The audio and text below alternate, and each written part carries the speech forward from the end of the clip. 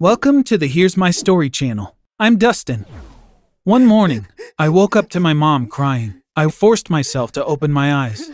Dustin, your grandfather had a heart attack. He's in the hospital. Your grandmother wants us to be there. Visiting my grandfather? That was the last thing I wanted to do. Mom, you're acting like the hospital is a few blocks away, I complained. Grandpa's in Atlanta. We live in Florida. That's an 8-hour drive. She wouldn't listen. Dustin, please. Your dad is waiting in the car. Come on, we need to leave now. Mom, don't make me go. It's not like being there is going to magically heal my grandfather, I groaned. I've been waiting months for summer vacation. I want to enjoy it. I can't believe you, Mom growled angrily. This might be the last time you see him, and you're saying you don't want to go? Yes, Mom, exactly. Now let me sleep in, I said, pulling the comforter over my head. I drifted back to sleep almost immediately. When I woke up, my parents were gone. I went into the kitchen for a snack. There was a note for me on the fridge. Dustin Scott, there will be consequences when we get back. Obviously, I had upset my mom, but I didn't give it much thought. It was time for me to kick off my summer vacation. I put some cereal into a bowl and ran to my computer. A new version of my favorite game had just been released, and I wasn't leaving my PC until I managed to beat it. The following 2 days passed just as I'd imagined. I was progressing faster than expected. I played my game the whole day non-stop. I only got up when I had to go to the bathroom, or was too hungry and had to make myself a sandwich. I was totally lost in my own world, and I was having a blast. On the third night, I realized that my parents hadn't called me since they left. They had to be furious at me. Maybe if I texted Mom and asked how my grandfather was doing, she'd soften up. Perhaps they'd be less mad when they got back. When I went to text her, I realized my phone had died. All this time, I thought they were just mad at me, but they just hadn't been able to get through. At this point, a text message wouldn't cut it. I had to call to make it up to them. It was too late at night, so I decided to call them first thing in the morning. I couldn't keep my eyes open anymore. I plugged in my phone and fell asleep as soon as I got into bed. In the morning, I woke up to a loud commotion. At first, I thought I was dreaming, but soon realized I wasn't. The noise continued. I jumped out of bed to figure out what was going on, and I found myself knee-deep in water. My room was flooded. Had I left the water running somewhere? I waded towards the door, the water slowing me down. I grabbed the doorknob and pulled. Suddenly, I was completely submerged in a rush of water. The hallway must have flooded. The force of the water knocked me off my feet, tossing me mercilessly in a dizzying torrent. I couldn't believe it. Our entire house was filled with water. I struggled to gain my bearings and get some air. When I finally surfaced, I was very close to the ceiling. As I took a few deep breaths, my brain finally woke up. The water was coming in from outside. At that moment, 3 alarming words sounded in my mind: Florida, hurricane, and flood. It had been only 4 months since we moved to Florida. We knew there would be hurricanes from time to time. Dad comforted us during the move by saying, "Don't worry, officials send notifications to our phones before the hurricane hits. They'll warn us if that ever happens, so we can take precautions, or even evacuate." Why didn't they warn us this time? I thought. Then it dawned on me. Of course they had, but I had been stuck in my game world. I bet my parents had even called me when they saw the hurricane was approaching on the news, but they couldn't reach me. My phone was off. The water was rising almost to the ceiling. I had to get to the roof immediately. That way, I could at least avoid drowning and hopefully get the attention of a rescue helicopter. Getting there wouldn't be easy, but I had no choice. Our house was 2 stories tall and had 2 bedrooms and a bathroom upstairs. My parents' bedroom had a skylight. It was my best chance of getting on the roof. I took a deep breath and dove down, swimming upstairs. Almost out of breath, I was about to reach the stairs. Right at that moment, I saw it right in front of me. There was a giant alligator swimming in our house. You've probably heard about this, but Florida is famous for its alligators. They live in the rivers, lakes, and wetlands around the state. One time, my dad saw a giant alligator passing through the course while playing golf. It looked terrifying. He had taken a video of it and sent it to us. I couldn't believe my eyes, but an alligator of the same size was now prowling our house. It had probably been swept into the city by the flood, somehow finding its way into our home in search of its next meal. I swam to the surface and stuck my head out of the water, gasping for breath in fear. My heart was pounding. I looked around anxiously to figure out where the alligator was. I was so close to the stairs. I took a deep breath and got back in the water. And that's when I came face to face with the alligator. It had seen me, and now it was coming for me. I started swimming with all my might, not looking back to see if it was following me. I made it to the stairs, but at the last second, I caught a glimpse of a large shadow from the corner of my eye. Then it struck me. I felt immense pain as the alligator slammed me with its tail. Disoriented, the flood's current carried me to the upstairs bathroom door. The door was closed, so the room hadn't been filled with water. I grabbed the doorknob and twisted it until the door swung open with a crash, the water violently tossing me into the bathroom.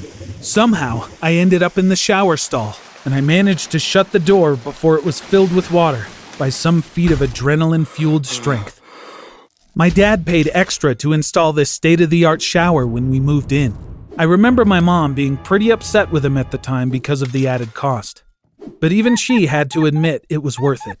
With the touch of a button, you could adjust the water temperature and pressure, change the color of the lights, and even play music. Plus, it was completely sealed so it could be used as a sauna. Now, it served as the final barrier between me, the flood, and the giant alligator. Unfortunately, it only took our unwanted guest a few minutes to discover where I was. I screamed when I saw it enter the bathroom. Apparently, alligators were more intelligent than I thought. It started hitting the shower stall with its tail. I waited helplessly, hoping it wouldn't break the glass. Thankfully, the stall was sturdier than I thought. The alligator tried, but couldn't break it. After a while, it gave up and swam out the door. I wasn't ready to risk leaving the safety of the shower. My gut told me it would be back. I waited anxiously. I was so hungry and tired. I really needed to sleep. But the alligator could be back any time. I tried my best to stay alert, but couldn't keep my eyes open. When I woke up, the bathroom was filled entirely with water, except for the shower stall. I felt trapped. But I couldn't stay here forever. I'd inevitably run out of oxygen. In fact, I was already having difficulty breathing. The alligator was nowhere to be seen. If I could make it to my parents' bedroom, I could get up to the roof through the skylight. It was my only way out. There was no way anyone could figure out I had gotten stuck in the shower underwater. My plan was simple. I was going to open the stall door and swim for my life. If the alligator wasn't with me upstairs, I could reach my destination before it spotted me. It was hard, but I managed to open the stall door. I took a deep breath before I was completely submerged again. I swam through the bathroom door. When I came out to the hallway, I was horrified. There were 2 alligators now. They saw me, and I'm sure they were as hungry as I was, but I had no intention of being eaten alive. I swam for my life so fast that I could have easily broken a world record. When I entered the bedroom, I closed the door and made it to the skylight that opened to the roof. It wouldn't budge. I couldn't open it no matter how hard I tried. I could hear the dull thuds as the alligators tried to get through the door, only a few feet away from me. At that moment, I did the first thing that came to mind. I flipped upside down and kicked the glass with my feet. The glass broke, and I clambered onto the roof in a fit of gasping and coughing. The flood had turned our street into a river. I stumbled off the roof and into the river while trying to get on my feet. As I surfaced, I caught the sound of a voice. "Son, hold my hand and don't let go!" I desperately grabbed for the person's hand and was finally pulled into a rescue boat. When I finally collapsed on the boat floor, I sputtered, "There were 2 alligators in our house." "Those damn animals are everywhere," the guy from the rescue team said. They flew me to a hospital in a helicopter. In a few hours, I was in the same Atlanta hospital my grandfather was. My parents came to my room as soon as they discovered I was there. They were worried sick about me, but they couldn't return to Florida because of weather conditions. Even though they hadn't heard from me, they assured themselves that I was okay and old enough to take care of myself. I really did take care of myself. I found out later that I had been trapped underwater for 2 days. What's worse is I had alligators eyeing me as their next meal. It's a miracle I was able to survive at all. Hi everyone, how are you doing?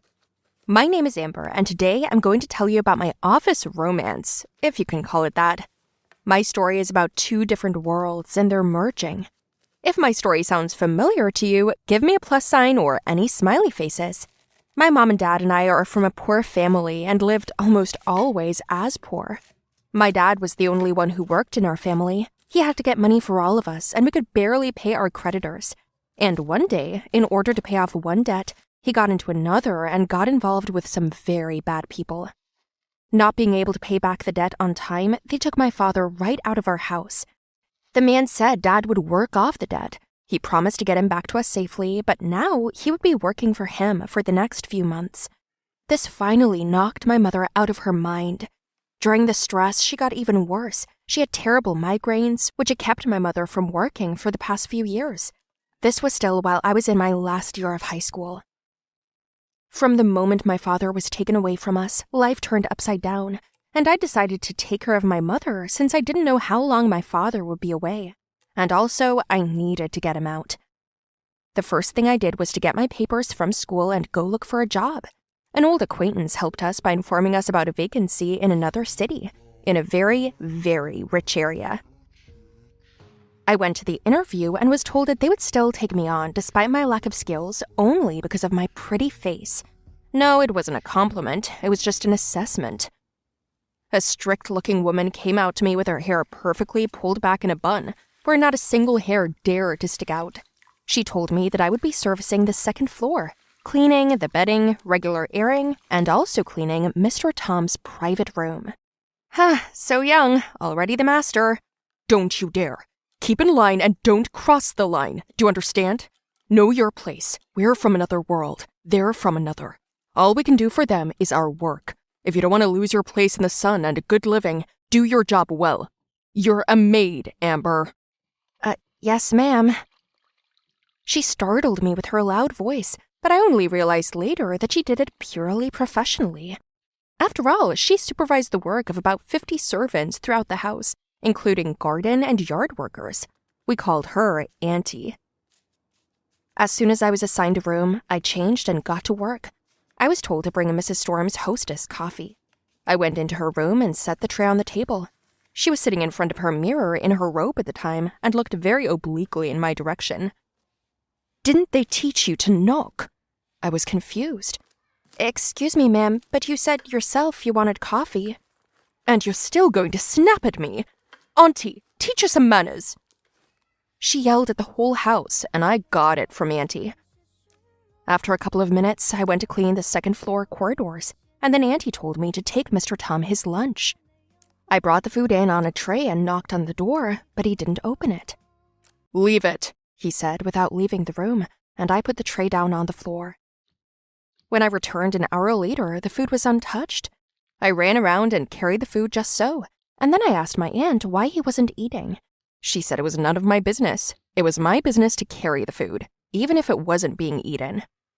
Then I was told to clean the bathroom, and I went in there and noticed that the light wasn't on anywhere. Then I decided to light the flashlight on my phone and clean in the dark. Suddenly someone came in, and I got up from the floor in the darkness and wanted to say that the light was broken, but someone stepped in the bucket with their foot and fell to the floor. The water spilled all over the place, and I slipped on the wet floor and fell right on top of somebody. And then the light came on. It was Mr. Tom. I was lying on top of him, and then I got up sharply, scared. I started apologizing, but he just laughed. The light is over there, worth a wave. It's smart technology. Have you heard of it? I'm sorry, sir. I didn't mean to. Did you mop the floors with just a flashlight? Wow, you're asking for an award, aren't you? The landlady came in and scolded me at the sight of the filth, but Tom stood up for me and said it was all his fault. And then he asked about me. She's going to bring you some food. Well, in that case, make some eggs. What? Aren't you hungry? The cooks will do everything. No, I want her to make my eggs. What are you doing here? Go! I don't know why he said that, but I made them as I made it for my father, with greens, spinach, and bread toasted in butter. Mr. Tom ate it all, and he asked me to sit next to him while he ate. From that moment on, I cooked eggs for him 3 times a day. Even my aunt was surprised that he was eating, and I wondered why he hadn't been eating. And every time I sat in his room and waited. That's how we met. I noticed the beautiful paintings on his wall. It turned out that he'd painted them himself, and then he asked my opinion on them. Why would he do that? But the work was good. I liked them. Excuse me, sir. Can I ask you a question? Yes? Did you lose someone? What? How did you understand these? Your paintings. I feel something painful in them, like I did when my own father was taken away.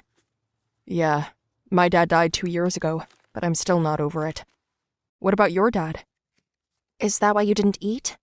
Yeah, I couldn't eat in this house without him. We used to eat together all the time. Ah, that's how... My dad? He was taken by creditors. I guess you could say to work off his debts. Sad. And now you're working here to get him out? Yeah. I'm sorry. I didn't have that problem. It's okay. We're just from different worlds. It happens. Have you eaten? I'm gonna go, if you'll excuse me. Hold on. Have you ever listened to old vinyl records? In a couple of minutes in his room, Tom was screaming music and we were dancing the night away. He seemed happy and excited, and I forgot where I worked. We didn't stop until his mother showed up at the door. She immediately called me into her office. She thanked me for Tom, said he was fine with me, but then handed me a check for $1 million and said it was money to keep me away from him. I took the money and left, thinking that I would get my father out, cure my mother, and I could stay out of work because there was plenty of money. But I was wrong. After a couple of days, I realized that I was thinking about him all the time. I was forbidden to go near him, and he'd stopped eating again and closed himself in his room. I went to him in the middle of the night and fried some eggs. He ate them and smiled again. He said, I thought you were trying to starve me to death. No, I just wanted you to get fat, so I'm feeding you at night. I like you, Amber. He kissed me and I kissed him back. I knew I was making a mistake and that we could never be together, but what could I do about my feelings? The next morning, I went into my mistress's office and returned the check. I'm sorry, I can't accept this. Have you decided that you can do anything around here? I'm going to fire you. No, I'm good. Besides, Mr. Tom only eats what I cook. How dare you? Her phone rang. Go. I'll talk to you later. I ran out of there. Still, I was sure I was doing the right thing. Tom came out of his room and told my aunt that he was picking up on his personal business. We had a great day together, walking, eating ice cream, skateboarding, and laughing a lot. I had fallen in love with him, and he'd already stopped denying it. Then we returned home, where Tom had guests waiting. He was introduced to a bride from a wealthy family. I could barely stand on my feet anymore. They and his parents ate dinner together, and afterward, I cleaned up after them all the time. The adults talked about how nice it would be to marry their children off, and the girl was definitely interested in Tom.